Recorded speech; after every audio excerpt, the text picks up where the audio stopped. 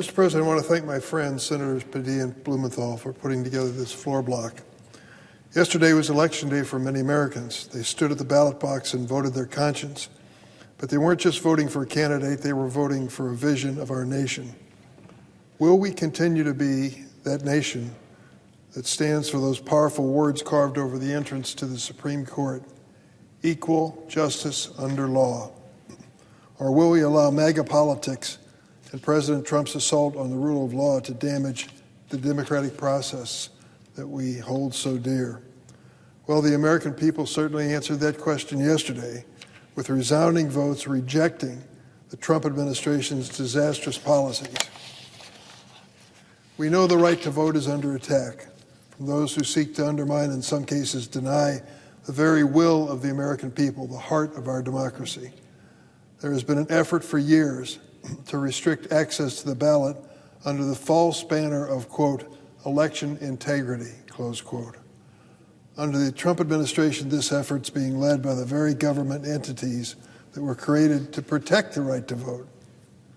This betrayal is deliberate.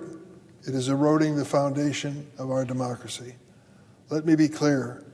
There is no longer a functioning federal entity actively safeguarding each American's right to vote, our most fundamental constitutional freedom.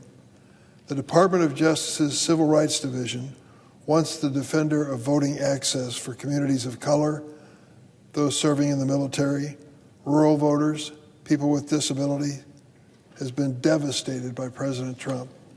Let me tell you a little anecdote. Last night I was in the grocery store on Capitol Hill buying a few things to eat. A woman came up to me and said she knew who I was, and she wanted to let me know what her situation was. She works in the Civil Rights Division of the Department of Justice, and she's furloughed at the present time. She said, do you know how many people are left in this Civil Rights Division, which once had almost 200 employees? 63. It's been devastated by Trump. Under the Trump administration's reimagined mission, aligned with MAGA politics and driven by the lie of widespread voter fraud, the Civil Rights Division voting section has abdicated its role in confronting the real and rising tide of disenfranchisement.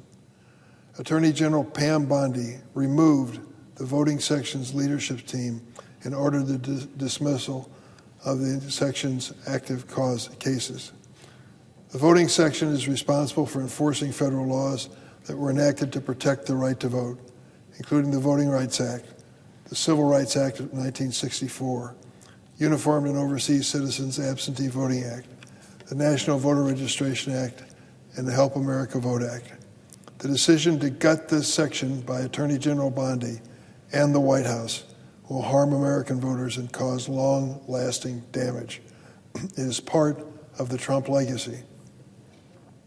The Trump administration also ordered the Justice Department to monitor polling sites in California and New Jersey before yesterday's election at the request of Republican Party officials.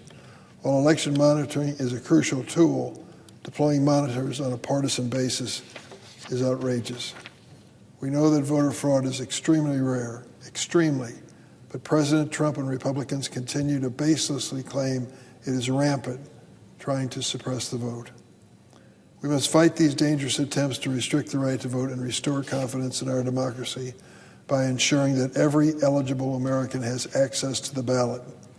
That's why, in honor of my late friend and voting rights pioneer, Congressman John Lewis, I've been proud to introduce a bill that bears his name, the John R. Lewis Voting Rights Advancement Act, which would restore and strengthen the Voting Rights Act.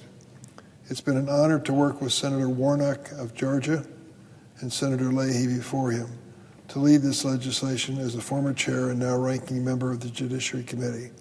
I remain committed to seeing this bill signed into law. This legislation should be a no-brainer. The issue of access to the ballot used to enjoy overwhelming bipartisan support. Now it's been gamed and politicized by the MAGA bunch.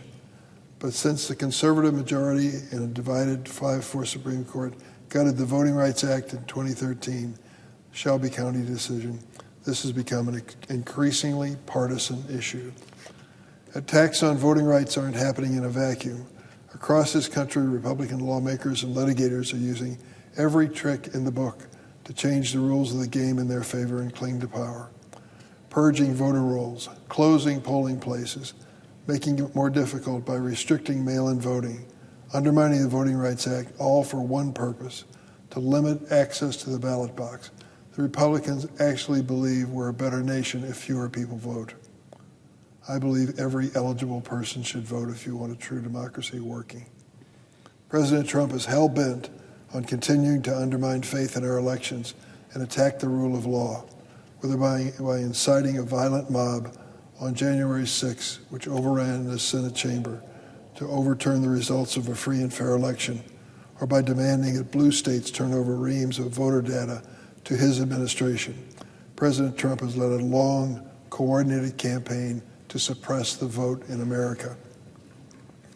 We now face a critical question. Will we sit idly by while Trump and MAGA Republicans steamroll the great American experiment, or will we cause some good and necessary trouble, as John Lewis once said, to save our democracy and our precious, almost sacred right to vote?